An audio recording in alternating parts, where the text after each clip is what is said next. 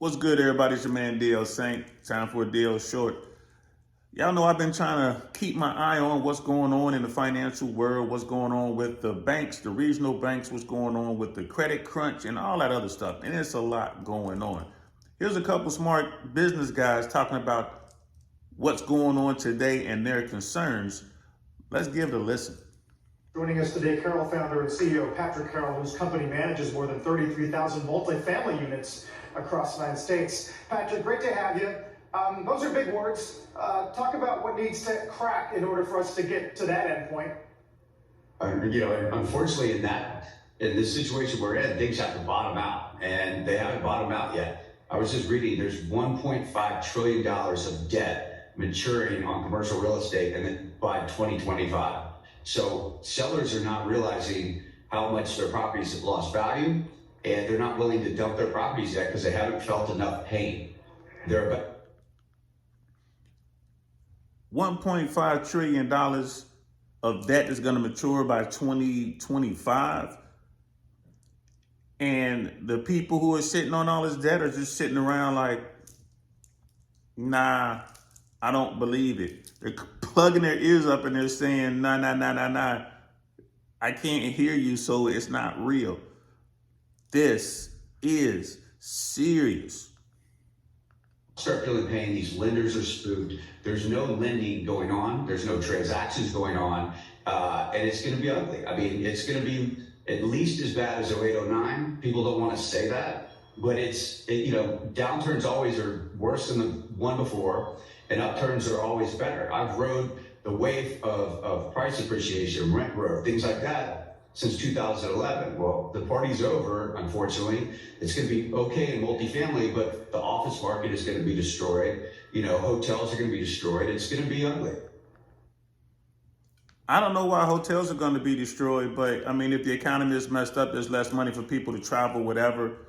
In the business sector, I guess people aren't going to be traveling as much. I don't know. If you guys know, let me know in the comments below why the hotel industry is going to be hit hard. I do understand what's going on in the commercial sector, and they're going to talk about this now because everyone's working from home and no one wants to come back to the office. But the biggest thing, the one thing that really got me looking at this and thinking about this is the fact that there's no new debt out there. The fact that the banks aren't lending. That is a huge problem. Everything we see in our society here in America and the rest of the free world, everything that we're used to and accustomed to is all built on debt. It's all built on credit. If no one's lending, then everything shuts down. People aren't sitting on cash. Only a very small percentage of people are sitting on cash. If you can't go to the banks and get what you need to run your business, to do your payroll, to expand, then how can our society grow? How can our economy grow? This is a problem. Yeah. Well, now you mentioned 0809 when we really were talking about residential exposure. It will be different in the respect now that you're really looking at CRE, right? Yeah, but I mean, when people start handing the keys back on their mortgages because they can't pay the interest on them, you see your neighbor, get his house foreclosed on. You see your neighbor sell for 20% less than you bought the property for. People start walking away from their houses. It happened, 08, 09. That was what caused the downturn. People thought the housing market was too big to fail. No one would ever bet against the housing market. Well, we saw people give their keys back. If you lose your job and you can't pay your mortgage, you're going to walk away. And it's funny because people did bet against the market. Go see the movie, The Big Short. And the people who did, shout out to Michael Burry, made hundreds of millions of dollars. Billions, maybe trillions of dollars was made shorting the American real estate market. So there's people eyeing this and they're waiting for this because there's going to be tons of blood in the street. There's going to be a lot of money to be made, but there's going to be a lot of pain as well. If you're underwater. So Patrick, a lot of the focus right now, particularly in terms of some of the Wall Street notes and where regional banks, for example, are concerned, has been on office space and retail space, and this idea of a re-rating or a need for those values and those prices to fall. The fact that you're in multifamily, Are you seeing signs of weakness right now, whether it's renters or whether it's buyers of your units, or is this still a shoe to drop way far out? Like, what are you seeing? Well, I talked to one of the biggest landlords in the world yesterday. He's a good friend. He's a mentor. And his phrase was, what he's telling everybody is stay alive till 25.